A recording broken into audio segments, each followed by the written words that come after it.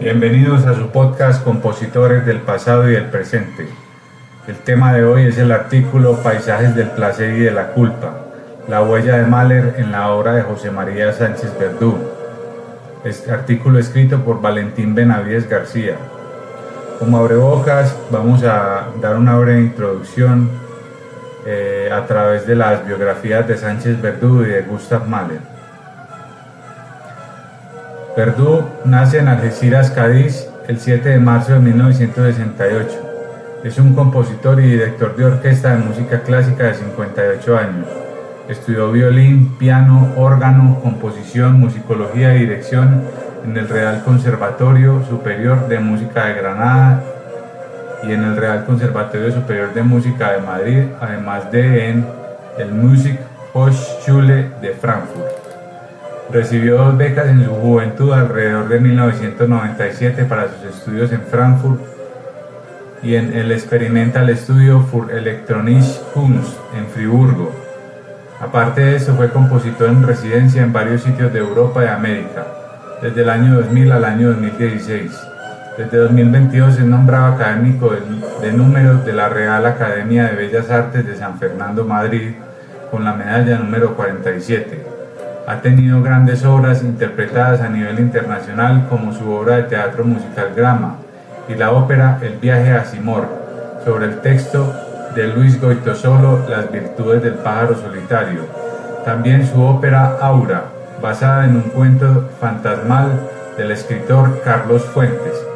Como director también ha sido prolífico, presentándose en múltiples escenarios de Europa, América Latina y en Egipto. Es un artista que ha integrado elementos arquitectónicos, teatrales, de la luz, del color, del movimiento y tecnológicos a sus puestas en escena, y también ha tenido obras orquestales interpretadas por diferentes orquestas por toda Europa y en los Estados Unidos. Biografía de Mahler. Nacido en Caliste, en la República Checa, el 7 de julio de 1860.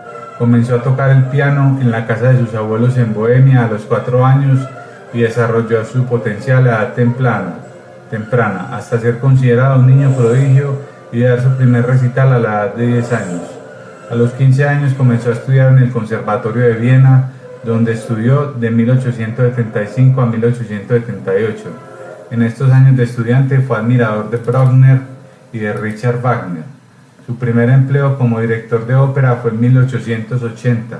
A partir de ese momento fue avanzando y trabajando en diferentes cargos como director de orquesta en Praga, Leipzig, Budapest y Hamburgo, hasta que finalmente regresó a Viena, lugar donde fue nombrado director de la Ópera Estatal de la ciudad entre 1897 y 1907.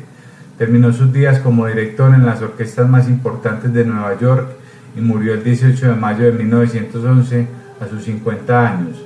Fue especialmente aclamado y exitoso por su dirección de obras de Richard Wagner y Wolfgang Amadeus Mozart. Muy importante además que tuvo su faceta activa de creador musical, pues compuso y dirigió 9 sinfonías, 4 ciclos de líder alemán y una sinfonía inconclusa entre 1888 y 1911.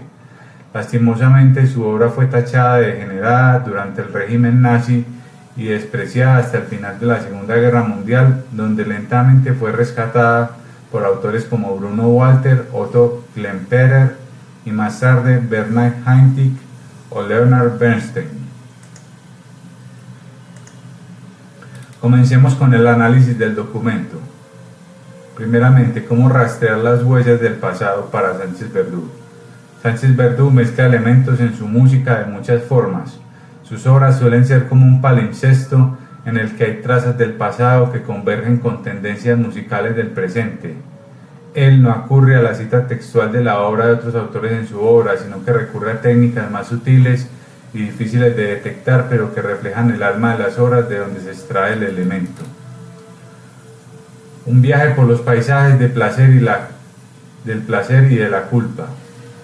La obra de Sánchez Verdú toma su nombre del libro homónimo del escritor y filósofo Ignacio Gómez de Liaño, donde se aborda el tema de los paisajes fantásticos, especialmente jardines que han poblado la literatura occidental, desde el libro del Génesis pasando por la poesía homérica hasta llegar a Cervantes.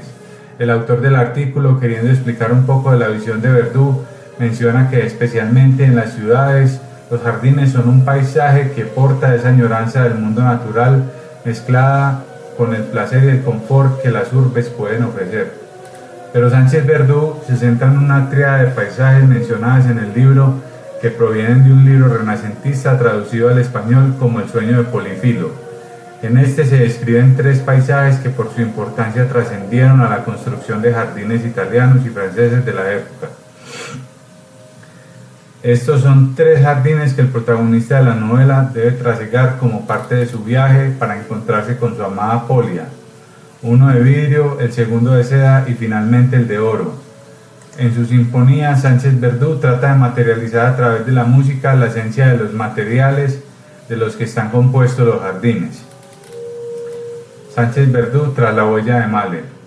Ambas obras tienen un primer encuentro en la disposición orquestal, que son exactamente iguales.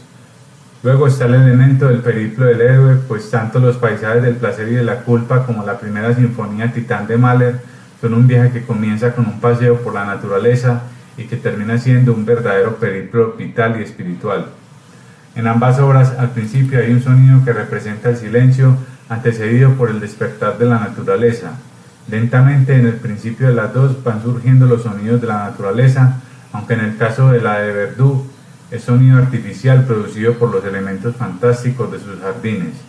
Puede decirse que el autor contemporáneo toma del romántico Mahler su forma de representar lo natural y lo transmuta a lo artificial.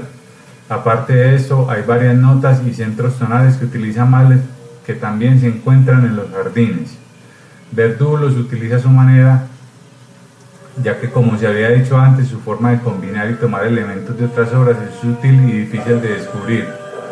También hay 2 motivos importantes que el compositor alemán toma del pasado y estos se manifiestan en el culmen de su sinfonía, donde se describe un ascenso de la adversidad a la victoria del héroe, y este ascenso es un tema tomado del motivo de la cruz y del Amén de Dresde.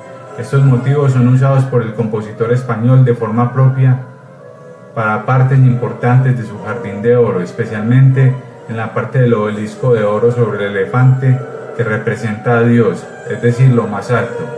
Pero aunque nuestros 2 héroes se acercan a lo perfecto, no alcanzan a tocarlo en ninguna de las 2 obras. A manera de conclusión, se puede decir que es evidente entonces que José María hermana su sinfonía con la de Mahler en muchos niveles, como él mismo lo ha aceptado.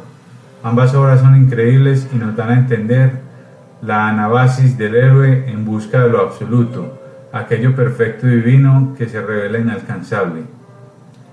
Un testimonio de la lucha por superarse de la humanidad.